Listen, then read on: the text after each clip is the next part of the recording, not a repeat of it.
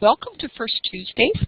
Today we're looking very much forward to hearing how Pierce County dealt with a challenge that they had, which was how to train paraprofessional staff to answer questions on the reference desk.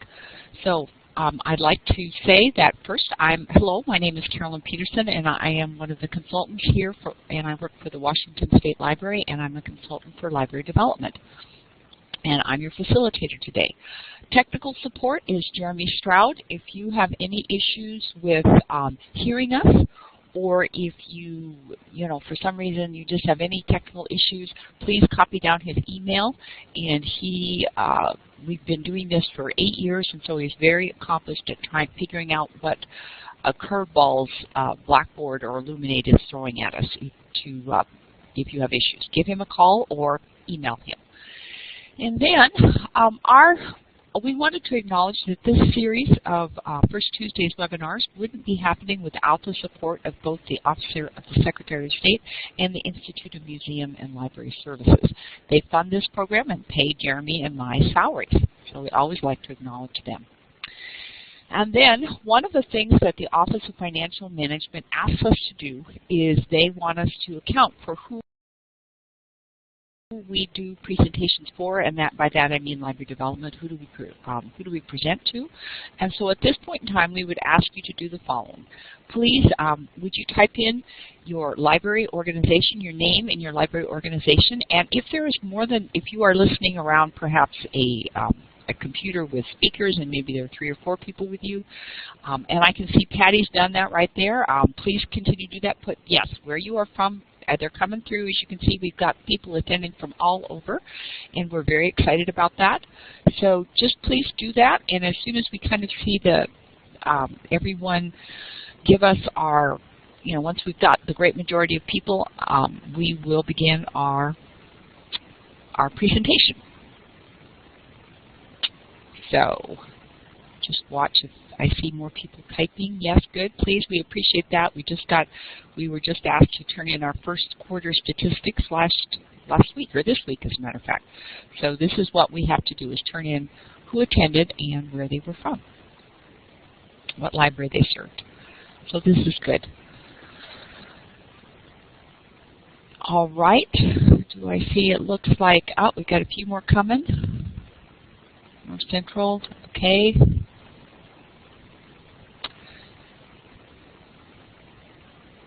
All right, are we just about done? Well, as you finish up typing in your name and where you're from, what library you're from, and how many people are with you, or if it's just you, that's great.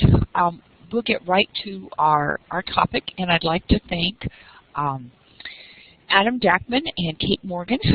Currently, Adam Jackman is working for the Pierce County Library, and Kate Morgan did work with him when they developed this at Pierce County Library, but she's now currently working for the Institute for Health Metrics and Evaluation at the University of Washington. So with no further ado, I'm going to say they have a lot to cover, and so I'm going to say thank you for covering this topic, which is of great interest to at least 42 folks throughout the United States, and we thank you again, and I will turn the microphone over to you. Okay, thanks so much, Carolyn. This is Adam Jackman. Again, like you said, I am from the Pierce County Library System. And Kate, what's that, Kate? Hi, this is Kate Morgan, and I am formerly from Pierce County Library System, and now I work for the Institute for Health Metrics and Evaluation at the UW, and it's really nice to be with all of you today. I love that so many people from a lot of different libraries are tuning into this. Thank you. And we just want to thank the State Library for putting this on. First Tuesday is a great program, and it's fun to be part of.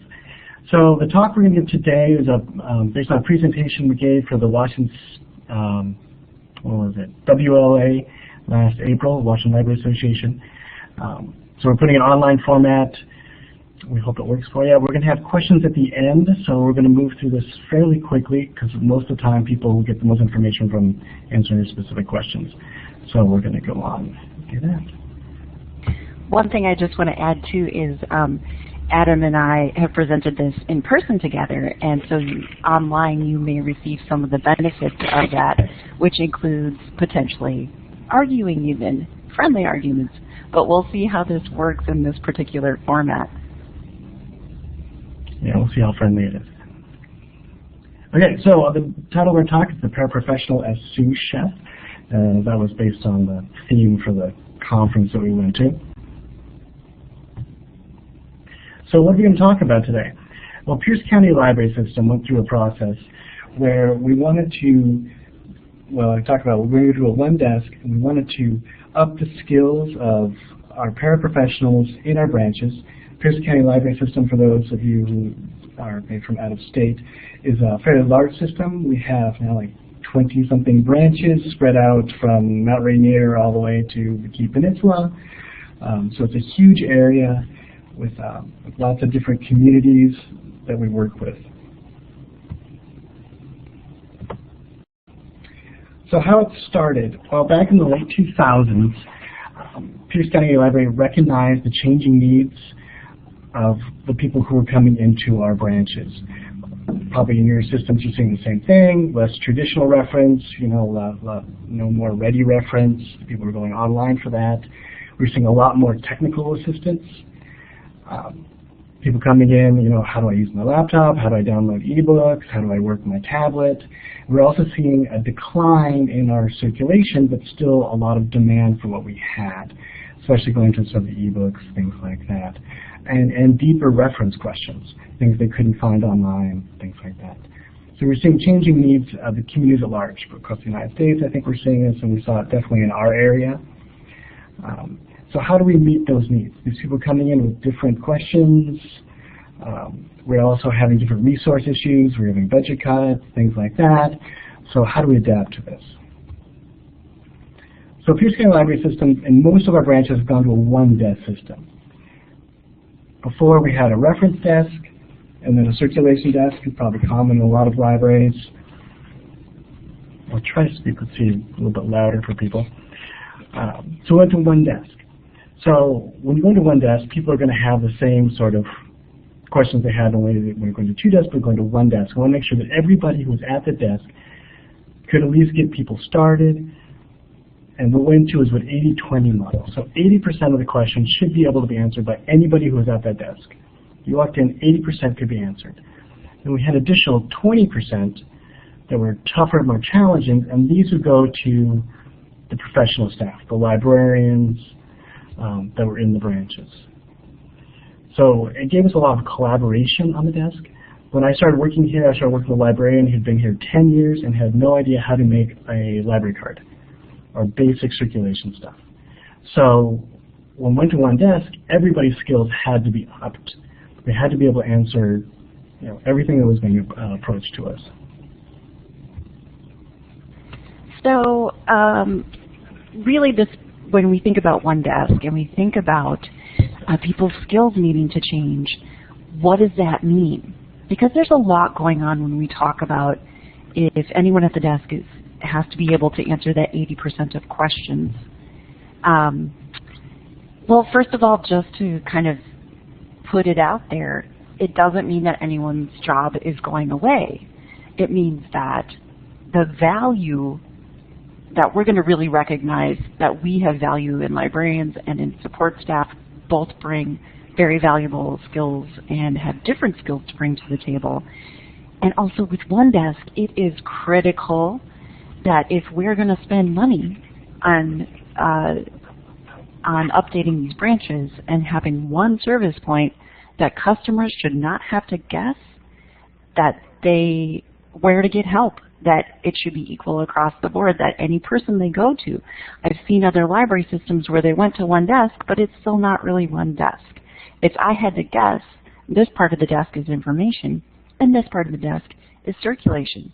So you still have that situation where there's a line for circulation, but the person at the information part of the desk can't help me check out a book. So we wanted to avoid that because that's not what one desk is all about at Pierce County Library System. It's about everybody being able to handle whatever comes there, that 80%.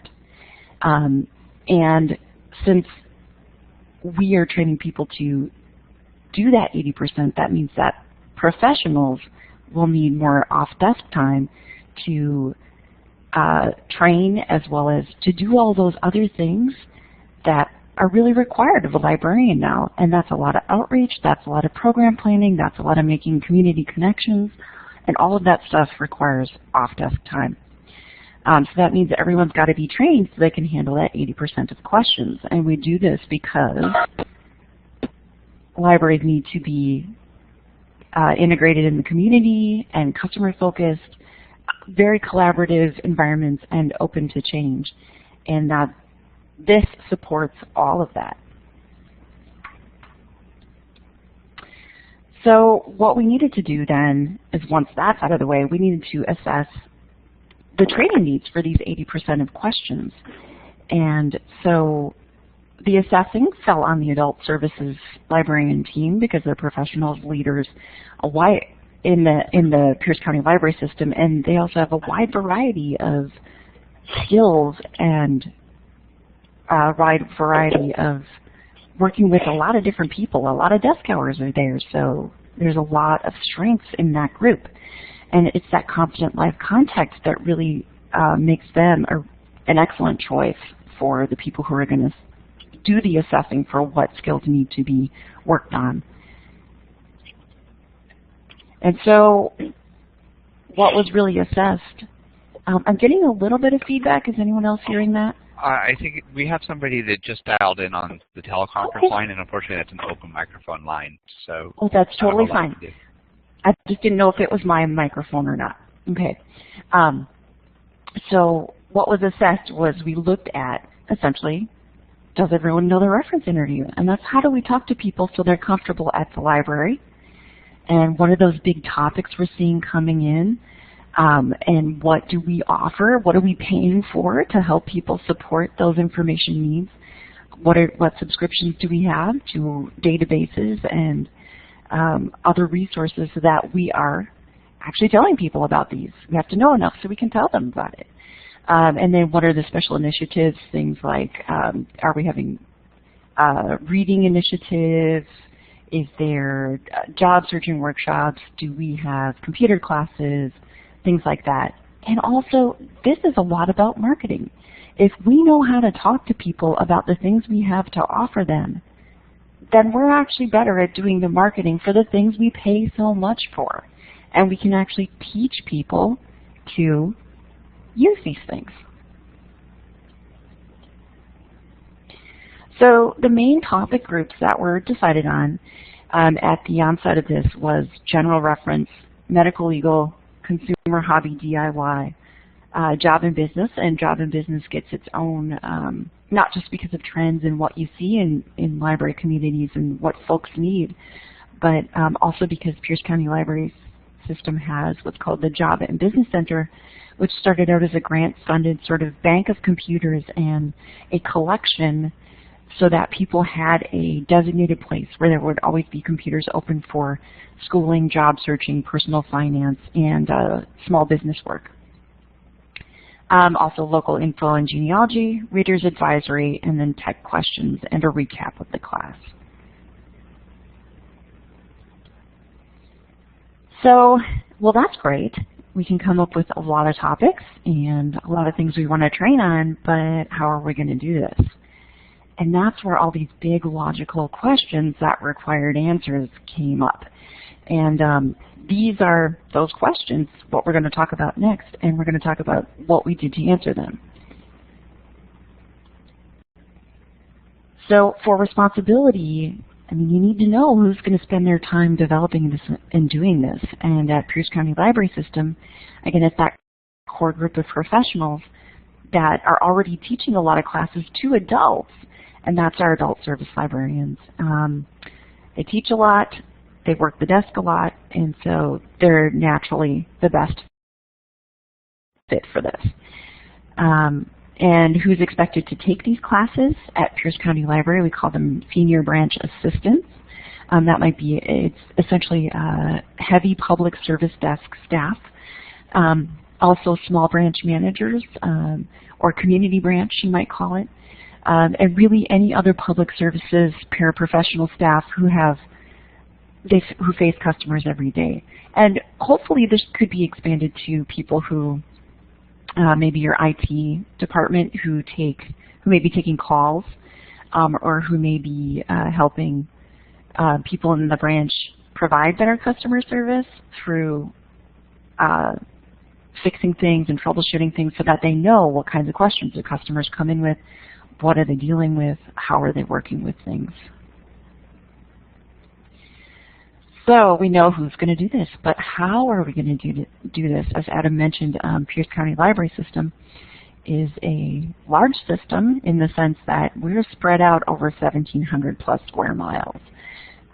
You can't just, we're not 5 minutes away from each other. It's not like that. So we had to get creative. Originally, it started with a 9-week schedule with 1 class per week that is currently being played with, and that's always kind of being looked at to see what is the best time configuration for how should we deliver these classes, and what works best, because at Pierce County Library System, it is tough to get people together in the same room just because they are physically far away from each other. Work schedules are not the same by a long shot, as anyone who works in a public library system knows. Work schedules vary a lot. Not everybody's full-time. Some people are part-time. People have different kinds of branches, so the staffing needs could, which we'll talk about that as well, is also a concern. So that's the delivery methods is something that has really, how are we going to deliver these these classes? That's really changed over time too, and that's something that needs to always be assessed. Okay, and one of the things that they do at Pierce County Library System is use a virtual classroom. And kind of like what we're doing right here, we're using Blackboard. That is something you have to pay for. That's not going to work for systems that don't have money to spend on this, or systems that are much smaller. But don't forget that there are free products out there like Google Hangout and Skype that you could do very, very similar things to having a formal classroom, formal virtual classroom, kind of like what Blackboard offers. So really that's 2 modes of delivery, in-person classes and online classes. And time is a huge question. In the public library, as well as any other sort of information organization that you could be at, time is an issue. Everyone's busy. Everyone's got a lot to do. And now when you ask people to go to a long training where it's several classes, both online or in person, it's still time. And with this particular system of classes, there's pre-work involved, and we'll talk more about that as well. So the time kind of estimate that we came up with was 2 hours per class, and then 2 to 4 hours for each class. So that's a lot to consider. And more about that time, well, people need that time. So what if a supervisor doesn't allow a student enough time to get the coursework done? Well, this is where you have to take a hard look at what kind of system you want to be, and how do you want to train people, and is training and learning critical to your organization? If it is, then giving students time to do this training and to work on the coursework, that's critical to providing good customer service. Thanks, Kate. Just as a side note, we are having questions at the end, but if questions come up as we're talking, feel free to put them in the chat, and Carolyn's going to keep track of them, and then she'll ask them at the end. So I don't want you to forget, if you have questions you can go ahead, just throw it in the chat. So value. How important is a trained staff to helping your public, to helping your community? So how will this be any different from staff just looking at databases and other resources on their own? As anyone who's, at least we've found, when you say, okay, I want to start doing learning time, I want people to take time and play around with stuff, it sounds great, but do we really do it? Every year I say I'm going to learn Spanish, and I never learn Spanish. Even though I have the time, even though I can make the time, the resources are out there. So this kind of environment where there's accountability, where there's pre-work, where there's in-class learning exercises, there's a cohort that you go through with, that rely on you, that check in with you, that you have someone to check in with when you get stuck or something like that, really helps the motivation, really helps people stick with this program compared to just sending them on their own and self-learning. And also each branch, because we're a large branch, or a large system, each community will have their own needs. So, you may just begin to start focusing on your own community and not learning about what other people may be asking, or is times been changing, things like that. So it really helps working with a group that's spread out, maybe you don't work with every day, things like that. Staffing concerns, Kate touched on this. You have to make that decision. Is this important for your community, for your people? Sustainability in libraries in general. We have to have an educated, trained staff. So sacrifices will have to be made during the classes. Either finding subs, things like that. But it's important that the people have the time either to come to classes as well as do the homework.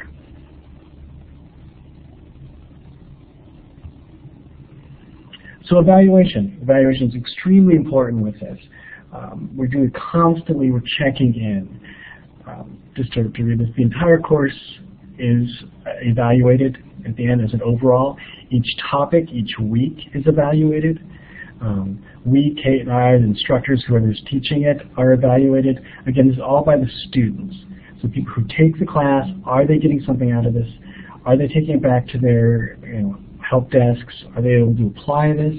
How's the learning going? The skills, do they feel like they're really coming away with something? And that's, so we're constantly checking in through surveys, as well as in the class, one-on-one. We try to really build a rapport with the students. There's a lot of anxiety sometimes going through for the paraprofessionals, like, I'm not smart enough to know this, I'm just too overwhelmed, I'm going to lose my job, whatever. So we really build a comfortable environment for them to go through this, so they're really honest in their feedback of what they're learning, how they're learning, what's missing, things like that, which is really important. A big part of this whole thing is just building self-confidence with the staff. So that you're going to have the deer in the headlights, but you're going to have that skill set to get through this. So access to and transparency. When it comes to sort of the long term of this, as well as while you're in the class, we put all the course materials on interweb that anybody can access, anyone in the system. Whether you're taking the class, whether you took the class before, whether you just started, maybe we're not teaching the class for a while, you can always come in, check the materials, see what's being taught, see what's going over, what we're going over, which is really helpful. Because you take the class, 6 months later, you're like, now I know I learned there was some resource we had that would answer this data. You can go back in and go over it again. Just refresher.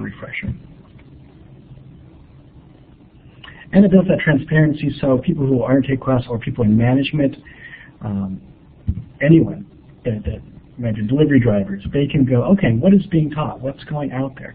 Because we have to remember that everyone in your library system, even if you're not on the help desk, you never work with a customer, is still going to be an advocate for you sometime. Whether in the shopping line, whether they go to their kid's soccer game, whatever, they need to be answered questions. Oh, you have that? You should come to the library. We'll be able to answer that for you. Or we have a great resource for that. So everybody in your system is an advocate, and so they need to know what you have and how to best help people. So sustainability. Is it sustainable? Yes. The curriculum is flexible. We change the curriculum every time we teach it. We get new resources, we lose resources, there's new free ones out there. We are constantly updating it. And just even the classes, like Kate was saying, originally it was a 90-week class.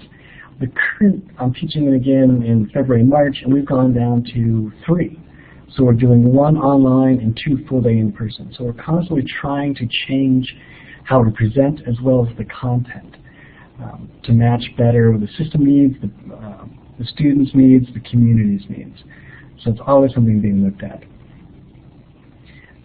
We can also, because it's in person and online, we can, if you're a 1-branch system and you can teach it all in one day in person, that's great.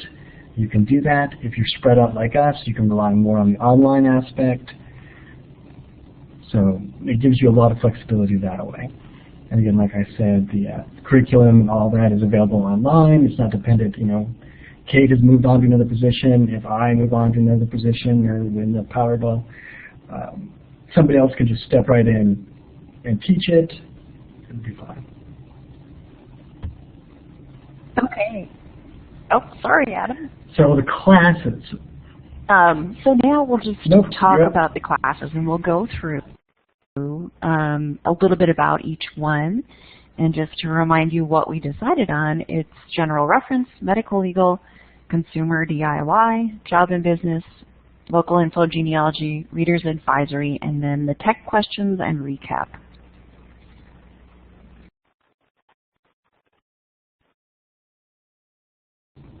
So general reference. Now general reference is also just the first week of the class. So here we talk about what you're going to expect for the next how many weeks that we're going over this. Expectations that we have for you when it comes to homework, what you're going to do in class, talking with the instructors, whoever they are, if you want to check in, logistics, how to log in online. A lot of time is spent on that, right? I mean, Blackboard, as we all could see today, there's always technical issues. There's always something that can happen. So we go over that, make them feel comfortable with that. Go over pre-work, pre-work is the same as homework basically. We have people do the work before they come to the class on that topic. And we also go over the reference interview. So a good thing on that, how we, elicit the questions, how we listen answers, things like that.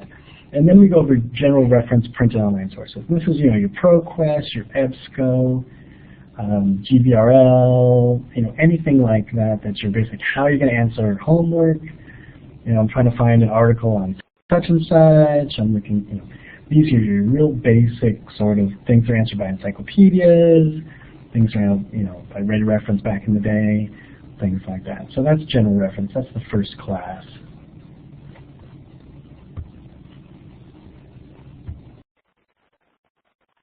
Okay, so one thing I want to point out about how we teach reference in this course is that we take a really supportive view of it. The days of the librarian who knows everything, that's gone. I can't imagine that you're going to get a question where someone comes in and says, what's the capital of New York?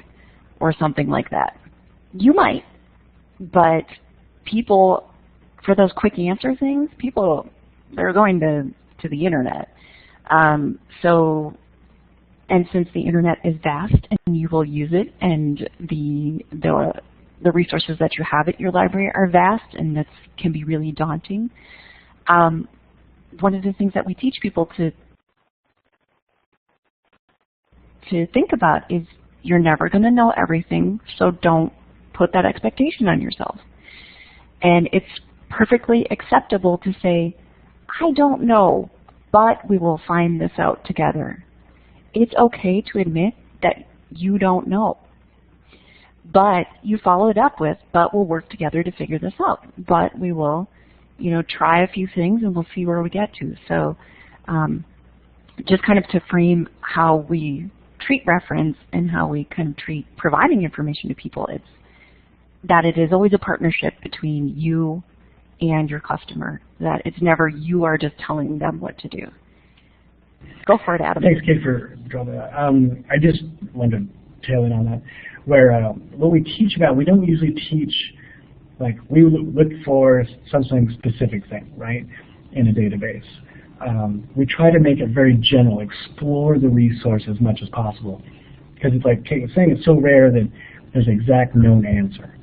Often it's just, okay, let's see what this has, let's see if we can find out what we need. We're going to have to compile several different resources to come together to do this. So we don't do sort of a known answer hunt, scavenger hunt sort of thing in a resource. It's more of a explore it, reference is squishy, and that's okay. So that's it. Yeah, thank you, Adam. Thanks for adding that. So I'll just talk about then, I'll move on to what is week 2, medical legal. Well, there are a lot of concerns with medical and legal. So we do have people look at sort of local resources for medical and legal, like where do you get services, but we talk about what is the scope of what we can do, i.e. not providing medical information or not providing medical advice to anyone, even though we may have had a condition ourselves, we might know someone. We don't casually give advice like, oh yeah, you can take an aspirin for that. We don't do that. That's outside of our purview. And we also talk about Obamacare, making sure people get to those local resources, and then looking at our medical resources that we have both online and in print.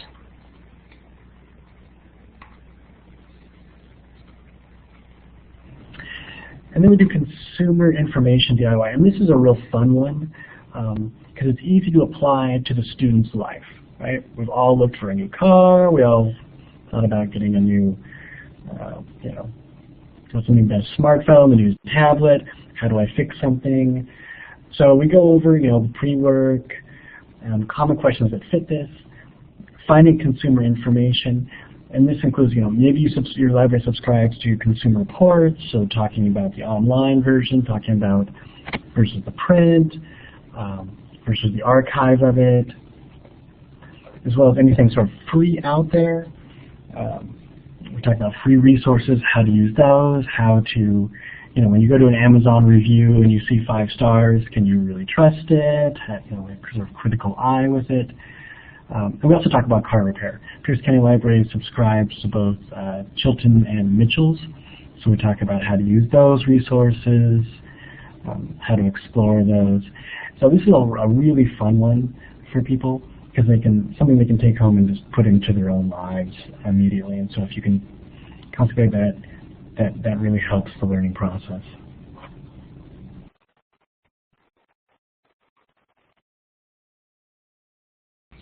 All right, then we also have the job and business class, and that has some pre-work. But really this class is for our job seekers and for people who want to set up a small business and people who want to do research and our investors. And this class really touches on exploring some of those business resources, for example, like Demographics Now, or we look at the State of Washington Department of Financial Institutions. We look at the Small Business Administration, things like that, and we also look at what types of questions could a small business owner come in, or someone who's trying to research getting into starting a small business. What kinds of questions would they have? How do we help them find a business plan? So this is really kind of multiple topics in this particular class, but as well as, just as a reminder, I mentioned it before, that Pierce County Library System has designated Job and Business Center, where it's particular computers and a collection that deal really with your job, business, schooling, and personal finance types of topics. And for local info and genealogy, I know genealogy questions can really frighten people, and I will just say that sometimes that person who gets frightened is me. I am not a genealogist by any means, but there are a lot of people out there who are. And those questions can be really tough, and it can be just a wonderful challenge because you get to learn so much about someone and their family, so that's kind of exciting. But this can be a place where people get nervous because genealogists are usually pretty specific. They know what they're doing. So we look at really what are the local resources, what are those big directories like Cindy's List, your Ancestry, your Family Search, how do you find people, and looking at any other kinds of genealogical related resources that we might have.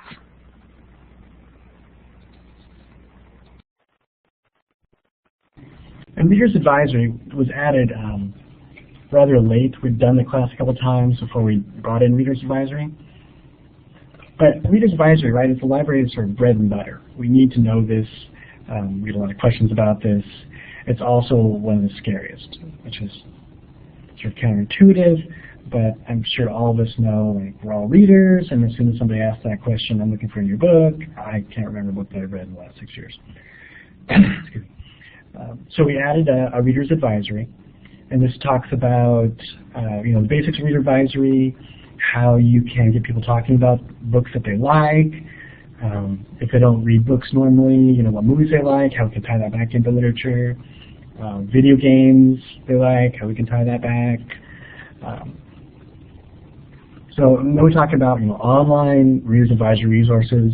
We subscribe to Novelist here, so we talked a lot about that. But there's a lot of Goodreads, all these resources out there that we have, and being able to use that. But a lot of it just focuses on how do you get that conversation going with the patron. People like talking about books, we can get them started, things like that. And we're actually Pierce County is breaking Reader's Advisory off to its own thing. So it'll be its own project, its own learning opportunity. So we'll be doing that and see how that goes as well, because we're putting a real priority on that this year. Kate, go ahead. Yeah, one thing I want to add, and Adam has touched on this, but it's not just Reader's Advisory anymore.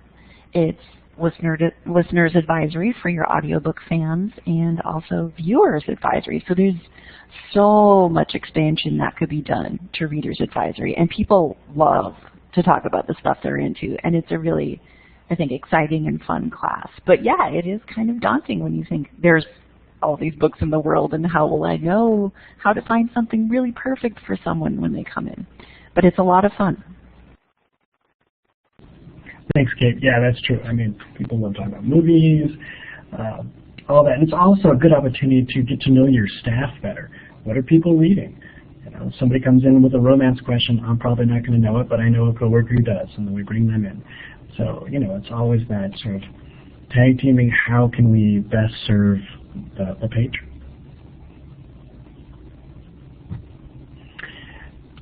Tech questions and recap. So last week of the class, we talk about technology questions.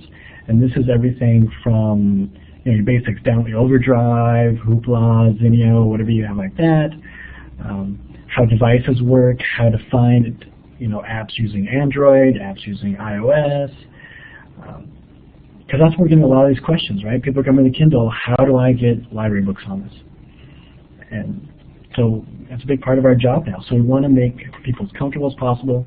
We want to be that resource in the community for that. I think it's really important. It's really good with word of mouth.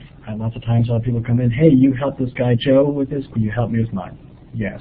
And since you're here, let's upsell some other products that we have. So we'll go over common tech questions, software questions, things you get, things that the students have gotten. We can answer those, work with those, try to increase their skills and their confidence. I keep saying it's all about confidence for your students, building up their confidence. Kate, go. Yeah, one thing I want to add is the tech section. I always try to frame it like we see a ton of people who have essentially been victimized by technology. And what I mean by that is someone gave them a device, it was all set up, they just said, here, go play with it. Well, there's so much setup that you need to know with the passwords and which app should you use and what do you do if something goes wrong. And so we don't want to perpetuate this sort of victimization that, and again, those are my words and I know they're strong, but I do believe that people believe there's some sort of magic or some kind of knowledge they, some reason they just can't get it, and the truth is there is not. It's all trial and error. And so we try to make sure that when people talk to customers who have that sort of low tech and also low comfort with technology, that part of their job is to make them feel comfortable and to make people, to help them develop the confidence in order to search for an answer, to not be afraid, to use devices in ways that are beneficial through the library so that people can have a good experience. Because like Amazon isn't going to say, here, we want you to be very, very comfortable with this Kindle. Here's all the directions. Well, there are no directions. So we have to be those directions, essentially, and we have to help people be their own directions for these devices, and that's not a small challenge at all. That's true, Kate. That's really true, especially if we see in January and February, right? I asked for a desktop and they gave me this tablet. Now I don't know what to do with it. What can I do with it? So it's helping people learn, just like we do with anything else. Okay, last week we also just sort of go over what we went over last few weeks. Any more questions that come up, things like that. There's usually a cake involved, and we give them a certificate and things like that. It's pretty nice the last day. It's a lot of fun. People are really sad to see the class over, so that always makes us feel really good. Okay, so, well, this is great. We've talked about the classes. We've talked about how we came to this point, but now we got to talk about the evaluations. So how did it go? Because if we don't have this piece, then we can't say we actually know how things went. We can just say we tried to give a training, and that's what we did. So the evaluation is critical to seeing what the value of this is. So, successes. The people loved this class. They really did. They really loved this series of classes, and as someone who's taught it, I loved teaching it. And this was one of the most fun things I did when I was an adult services librarian. And it was just so great to see that people learned something they didn't know. They reported they could immediately use it in their branches, and they became more comfortable with promoting online resources. Again, these are big, expensive things we pay for. We have to know how to talk to people about them. We have to feel comfortable with them. And they liked it so much they wanted more, and they wanted refreshers. So lots of success with this. But there was challenges too, like in everything. Big one's uninterrupted pre-work time. So we give them the homework to do before the class. They had a lot of trouble finding time to do it. And this is scheduling on part of managers, things like that. But it's also that concern, okay, you're doing your pre-work, the phone's ringing, right? You want to help your coworkers out. You want to pick up that phone. You want to jump in when there's a line at the desk. So it's really conveying to your students, this is just as important, right? Knowing this will help long term. So take the time, make the time, have the managers make the time. Paraprofessionals feel like this is librarians' work. We got that a couple times. That's something you need to talk to them, like, no, it's everybody's work. This is the new library. Everyone's skills need to be upped. And this is very rare. Most paraprofessionals loved to learn more. They wanted to help their customers more. So the more they could learn, the more they could help. Librarians who feel professionals are taking their jobs. It's not true. There's so much more stuff that librarians are doing right now, could be doing. It ended up giving them a lot more time to do things that, get out in the community, handle the heavier reference questions, things like that. Motivating staff to learn on their own. So we did the class, everybody loved the class, but like Kate said, everybody wanted a refresher. So we really wanted to sort of instill that self-learning concept, to keep going, learn on your own, things like that. But people really like the class structure. It's like being learning Spanish. Tech challenges with the online classroom software. There's going to be issues. It's difficult when you're spread out across the system. I'm supposed to be teaching this online class and somebody's calling from 20 miles away. I can't seem to log on. So that's always an issue.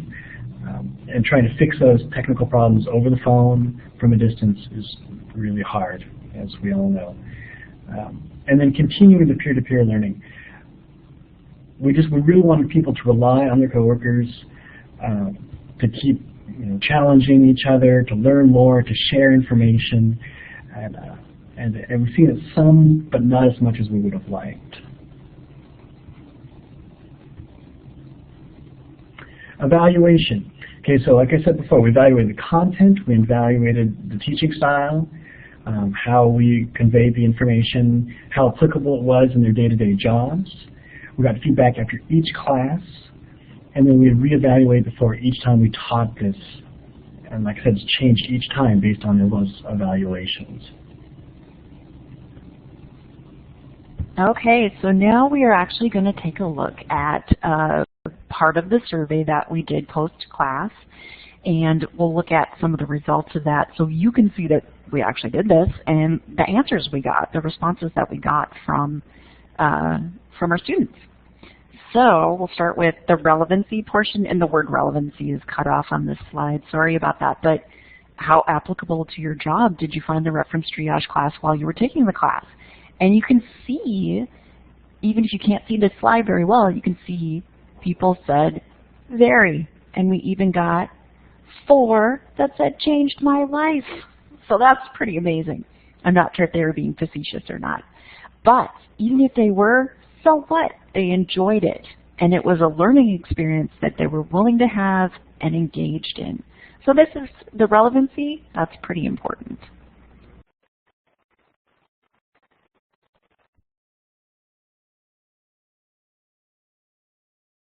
So again, like I was talking about, the pre-work, the homework, impediments. If you didn't get it 100% done, what was the biggest pre-work? And you can cut off here, but pre-work time was constantly being interrupted. So they got the time, but they got in a place where it wasn't private. People were jumping in. They wanted to, phone was ringing. Patrons were coming up, like that. So it's so important to give the students a private place where they feel they can totally focus on this.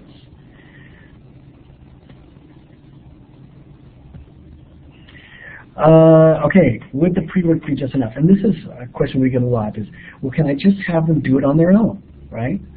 Can I just give them all the information, the resources, give them questions, all that, and they just do it on their own so we don't have to get together in a class? And you can see, could you have gained enough information to thoroughly help patrons by just doing the pre-work, the homework, the work on your own? And you can see overwhelmingly no. So they got something out of this class, being in a cohort, working with instructors, that they couldn't have got on their own. Okay, good. One other thing I want to point out what this question sort of gets at, too, that isn't really said here, is when you have a learning environment where you have a cohort and you have to trust each other, that there's a lot of value in that. And a lot of different perspectives come to the table because this training involves people from all different sorts of branches, from large to community branch size to even very rural branches. And that value of how different everyone's branch is very high, and you will not get that if you just have someone look at a database, go play with it. Well, the direction you can get from your peers just from being in their presence and from sharing ideas, that kind of training, you can't get that on your own. Thanks, Kate. That's really true. So how can you do this? Minimum steps include assess your training needs, right? What does your staff need to know? Answering the big logistical questions, how are we going to teach this? Deciding your core topics. You can, based on ours, you can go for something totally different. Designing classes around these topics. Using online classrooms, if that's something, if you're a multi-branch, if you're spread out. You allow staff proper time of distraction-free. So no matter what you're doing, if you're implementing any sort of learning, give them time away from the desk, from coworkers, from everything. Let them be sequestered somewhere. Constantly redesign based on input. Always ask questions, how are we doing? What are you learning? Is it helpful? And repeat any and all steps when repeat and rinse. Go, Kate. Another thing I want to bring up is I think the biggest thing you have to do as a system is commit to it. This is work and time, and it costs money because people will be in training, but your return on this for good customer service is so much more than people not working in the branch for a couple of hours to do a training. And also I just want to point out that this is the work for your librarians. They're going to be your teachers, your assessors. This is not the work of administration. This is the work of people who are in the branches, teaching each other, working with each other. And I think that's critical, that you have customer-facing people do the teaching and customer-facing people do the learning. With exceptions though, for example, your IT techs, maybe your delivery drivers, although they face customers as well. But again, it's just critical that you commit to this, because it's going to take time, and you have to know that you'll give this the appropriate amount of attention before you even start it. Right, and I think, like I say, it's very important that people design the class, work with actual customers, but you really need input from the top all the way down. You need to have that buy-in from your managers, your directors, everybody, so that you get the time. So it needs to be a whole system. Like we're gonna become a learning team. We're becoming a learning institution. We're gonna buy into this. And thank you. And that went a little longer than I thought. So I know everybody has questions. Yeah, go ahead and let us have some of those questions. I have recorded.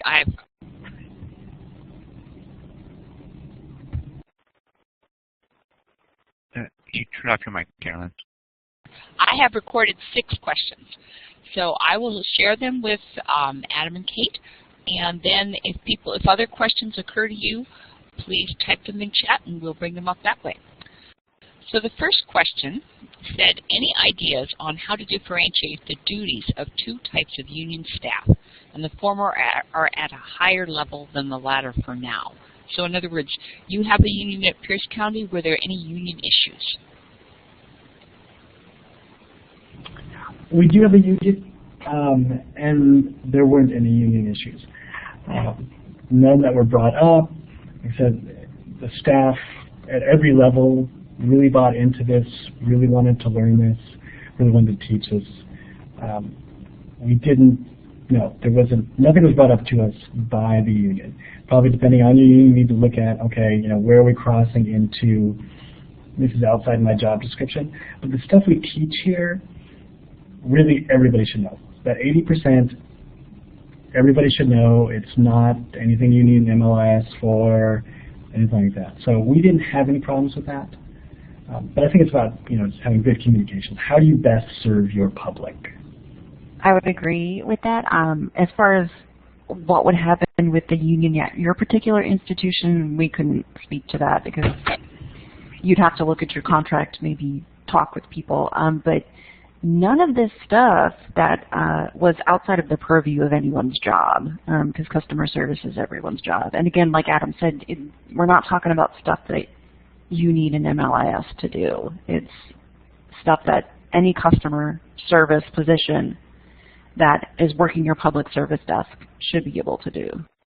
And that's how it was there. But again, your organization may be different union-wise.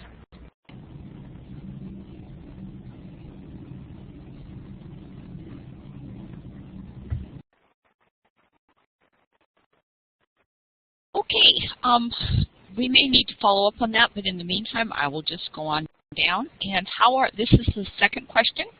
How are services to youth addressed? Do you have the same staff or a different staff? How did you handle youth questions for kids?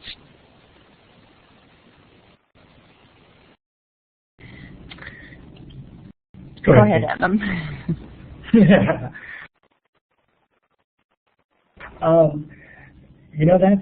That's a good question, because this is designed by Adult Services. In the Reader's Advisory, we touch on it, how to use Novelist for younger grades. How in general reference we talk about, homework questions, things like that to all ages, which is, Adult Services do. So we really didn't go into differentiate between I can jump in a bit of this is a kid's question. Well, I would say that we did talk a little bit more than that about homework help. So that was covered in really looking at those general reference sources. The homework help is covered in the class. Right. It's not going to cover services like what do you do for a baby or toddler. Really, it's looking at that K through 12 age group and then adults, because a lot of the general reference resources certainly are applicable to homework situations for the K through 12 folks. And we also, I think, talked about what do you do about science fair and things like that. And reader's advisory, yeah, we talked about, I think, novelist, I want to say K through 8 is what it's called. But we do cover it a little bit. We also talk about how, going back to like reference interview, how you handle reference interview with a child, a teen, the parent of a child who's there doing their homework, things like that we discuss.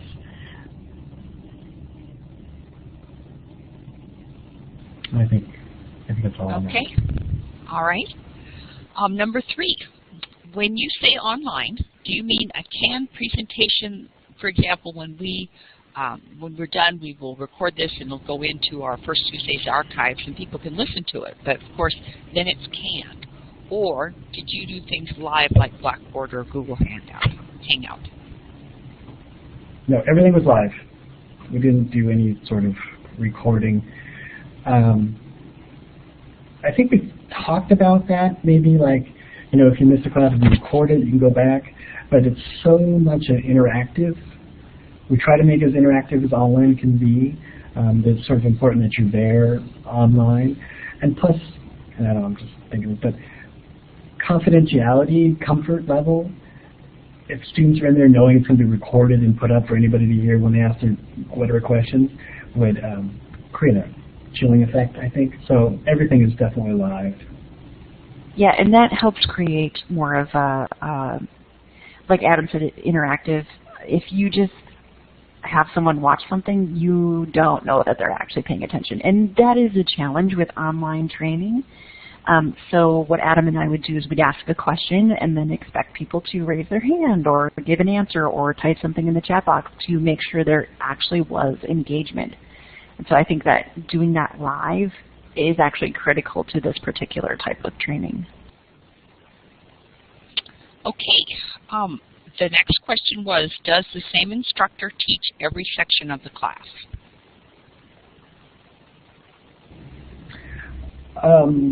Yes.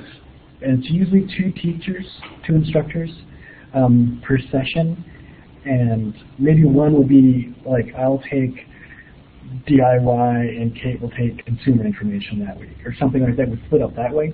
But we're both always there in the classroom, whether it be in person or online. Now, when the sessions change, we have a new cohort going through. We may have different teachers teaching it. Since Kate's moved on, we've had to bring in a new instructor. And I will probably eventually go off of it. I think it's so important for you get different staff to teach it because you will learn so much teaching this class about your system, about your customers, about your staff, everything. So, but yeah, for the session, we have the same instructors the whole time. Okay. I believe this question has been already answered, but is there a cohort that moves through the classes together? And I think that is yes. Yeah, that's yes. Yes. The same group. Okay. All right. And then any way I can share this information or have the slides emailed to me? I think I already answered that. I put well, up, you answered that the things were on the, you know, we will have it recorded, but I don't know if they would be willing to share them, you know, in other words, email the PowerPoint slides or the curriculum to someone. I can't actually speak to sharing the curriculum, but Adam might be able to. Yeah, I can, I mean, the slides, definitely, we can get you, the one that we've gone over today. As for the curriculum, we can work on that. If you shoot me an email, my email's on the screen right now, I can talk to the higher-ups about that. If nothing else, I can give you a really sort of gross overview and get you up to get started. Okay. And then the next one, go ahead. No, that's all right. Go ahead. How are you measuring the 80-20 goal?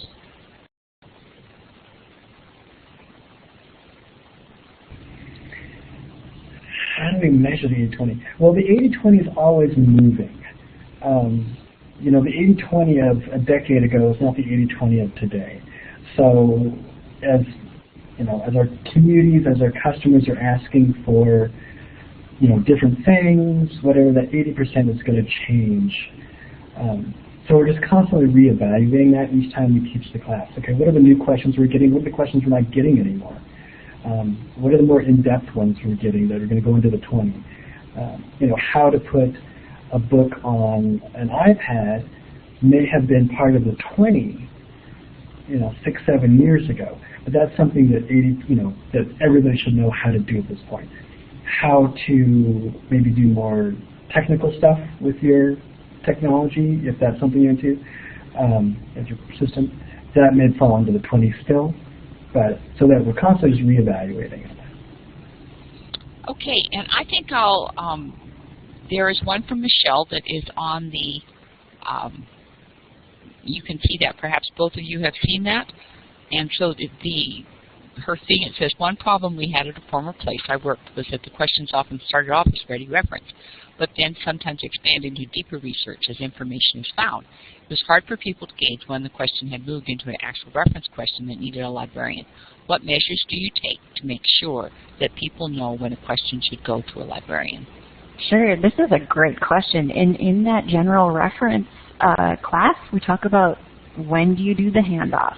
How do you know you should, when it's over your head, when do you ask for help? And I don't know if Adam has more to say about that, but we do cover handing the question off.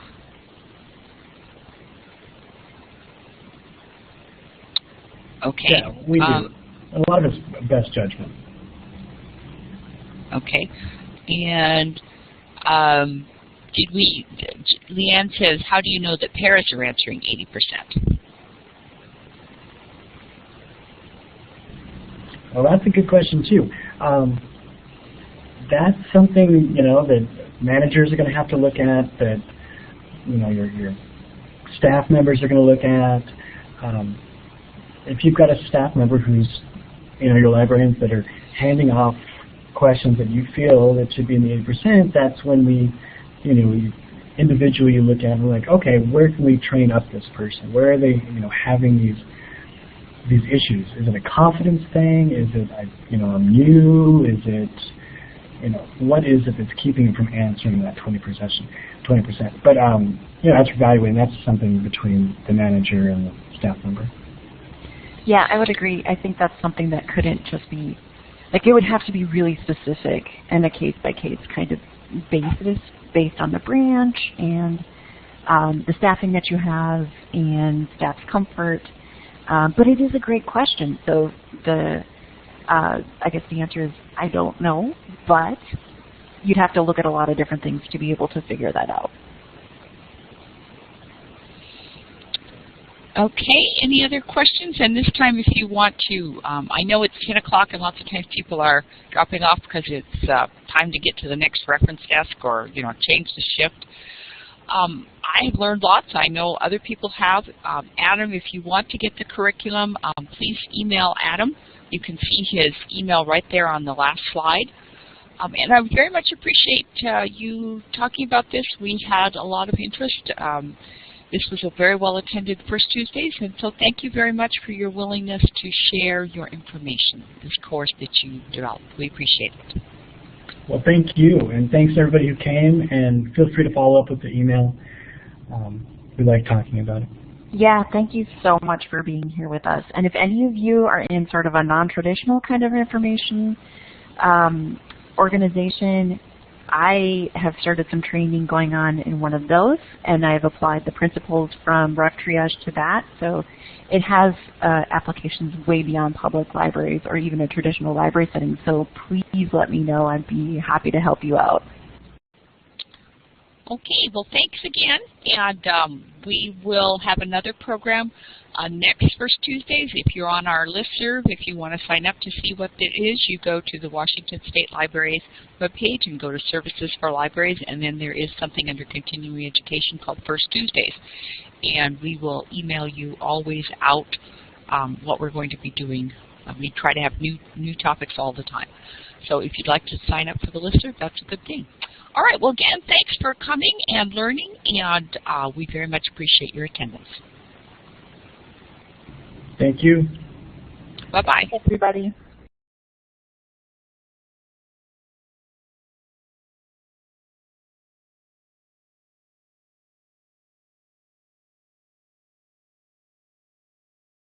All right, Adam, Kate, thank you very much. I'm going to go ahead and drop the recording.